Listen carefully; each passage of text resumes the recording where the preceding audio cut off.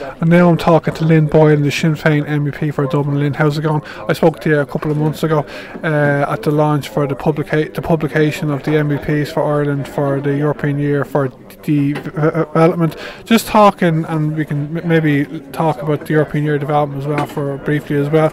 Just talking, we're over in Coolock at the library talking about the value of the European Union and young people in particular. Do you see a lot of value in the EU? Like, is it a positive force, or is there more negatives, or what do you think? A mixed answer. I think there is quite a lot of positives around the EU, certainly in its past, in terms of how I suppose its labour laws at the start were very progressive and kind of forced Ireland to implement stronger labour laws, particularly beneficial to women. But I think what we have seen over sort of the last 20 years certainly is a shift from that sort of social democratic model to one of a very much market-driven, profits above all else model. So I think there were benefits to Ireland in joining the European Union, absolutely, and there are benefits of being in the European Union, but what we need to do is to shift the focus from this market-based economy model back to what it was originally about, which was social solidarity. And I heard you speaking during the panel discussion there. Like, is it realistic though to say, and you're not the only one saying, there are a lot of people saying what you're saying, but like, how can you change Europe to have the economy go on social solidarity? Like, how is that really? I just don't understand it. Like, how?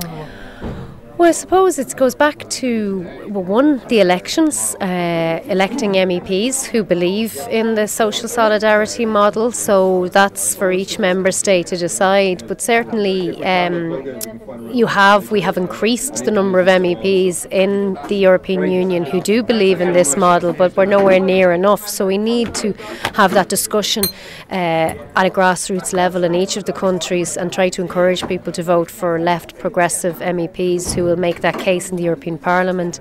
And then again in the national elections we need to elect governments who also share that value, and that's what we have seen in Greece on the election of Syriza. Syriza are not they're not putting forward any incredibly radical economic theories. They're talking about social economy, about solidarity, and about putting people first. It's not radical what Syriza are proposing, but what we've seen even from the Irish government was they were hit with a brick wall and were like that they would show no solidarity to Greece in terms of their bailout conditions or in terms of a debt write-down. So I suppose from the Irish point of view, what I would be saying to Irish people is, if you want to change the way the European Union functions, then you need to exercise your vote, but at the European elections and in the next general election, to vote for a government that believes in this social model and not about profit above everything else. Okay, Lynn, thanks. Great. And now I'm talking to Paul Ginnell, Policy Officer from the European Anti-Poverty Network. Paul, I was talking to you a couple of weeks ago. I interviewed your head in your offices in town there. We're just here talking about the value of the European Union. And what are the European Anti-Poverty Network run? Like, are they an EU organisation? Like, are you funded by the EU? And what do you think of the EU? Yeah, we're a European-wide organisation that there's a network an office based in Brussels, but then there are local members all over the EU. So the office in Brussels, in a sense, they get support from the European Commission to do their work. But all the national networks were dependent on national governments or voluntary inputs or whatever voluntary contributions from members. So our focus is on putting the eradication of poverty at the top of the EU and national policy agenda. So we're lobbying with our local members who represent people with disabilities, lone parents and different organisations in order to do that across the EU. And like, so you're probably in favour of the EU, are you? Like the whole project, it's a positive. You agree that it's a positive project. It could need some to be changed in some ways, but well, we would see the EU as a potentially positive project in that sense. It's got a lot of potential to be positive, and there definitely has a lot of improvements to make in relation to how it's been, particularly in the last number of years, but over the long term. to the priority it gives to different areas in terms of how it works. So up until now there's been a lot of focus on the economic side, and maybe in some sense in the last number of years negatively. So, but really there has to be much more balance between its focus on the social and economic sides than there has been in the past. And by being in balance so far, it really has led to an increase recently in poverty and social exclusion in terms of the decisions that's been making. And there's a real risk that negative approach will be copper fastened into the future if it doesn't change the direction it's taking currently. Okay, so just finish up. You are working very hard anyway to get poverty, deal with poverty. Yeah, absolutely. That's our current job, is kind of lobbying currently at all levels, whether it's government representatives who are involved in the European level with the European Parliament and the European Commission. That's our job. It's been extremely difficult and extremely challenging over the last number of years. Chances to engage, but very little sense of being heard. So it's been really difficult. Okay, I was talking to Robin a couple of weeks ago. You do great work. Thanks very much. Right, Paul? Okay, thank you.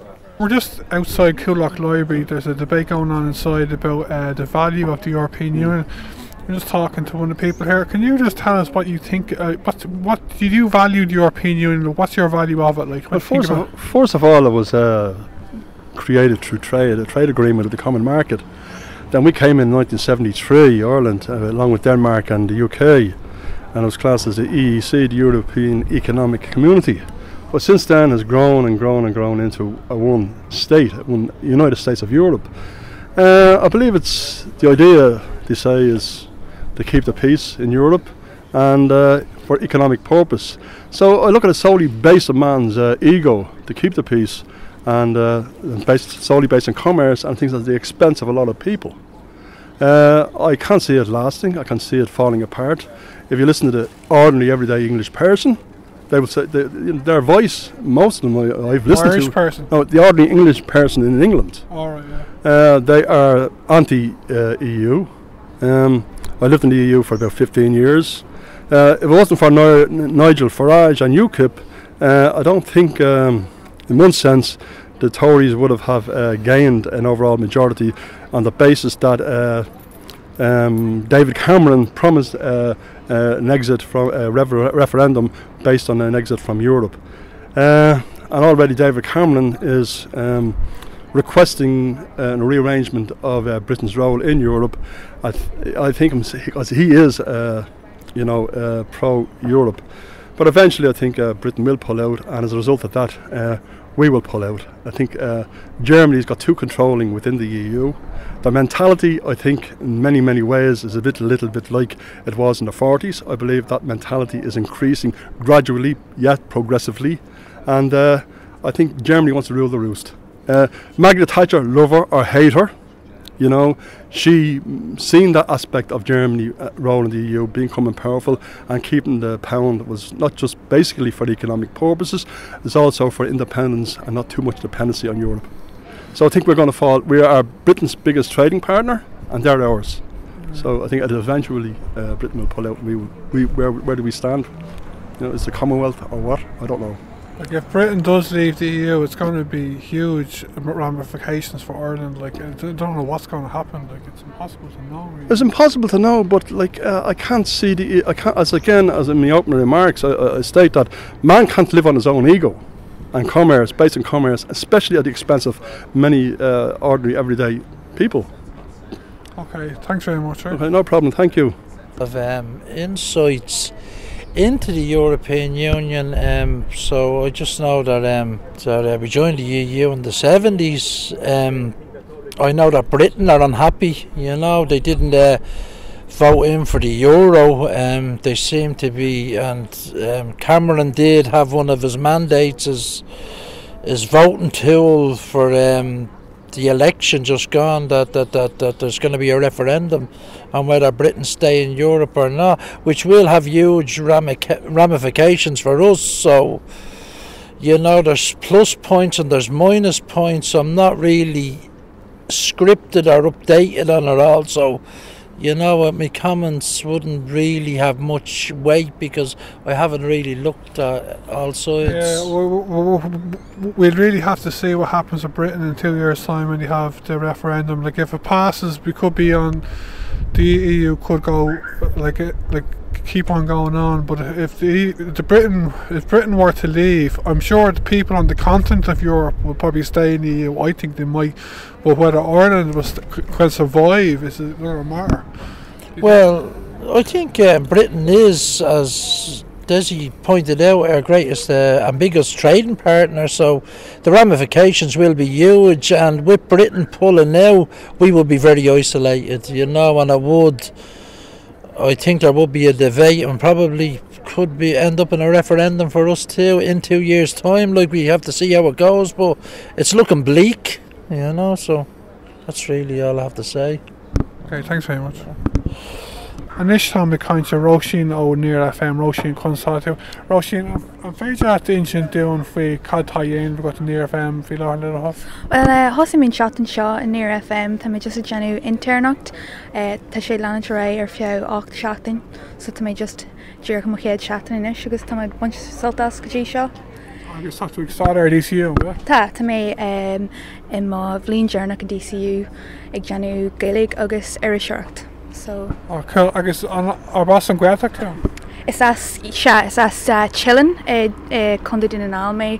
Can't our Gaeltacht day to she can anir Gulta or father. Well, the Guelph le Fiona. He Fiona. Fiona Nick. Oh yeah, no Neil McGaelta le hiacta ahnyam agamori. Fi mo drifor is munchar gwelga in ish manskol molia clear vishi gmuna sa clash sarah and shin. Sure. Pager os kunna deflino hen AD and Nick and Frera. As warmachon no Neil agamori. No. Tashi big on the nation and not here right now. Sure. I just a kind of over time you kind of new on tenth Europe. Can't you? Caddy do viral feel like I'm will to evolve on sort of chunskidle on a like hey dollar no Willian well 5 na go to last. Can't you go vomit an yard 5 on Taresh against to listen to the nation, Tadini ag chat sa cheer shogs Neil Glor postana on agus Neil and Aintis Urpak ag Janu Anihil son an hour shin. I guess I'm docus go in some part politician in there and calling Rachel called Neil ag vomit. Could you go ahru sa realtas ni doilum go me nyartal con kin jantog and cheer show. To evolve ahru realtas. Ta me yeah. On a visual lot of radio and can will to evolve do the good.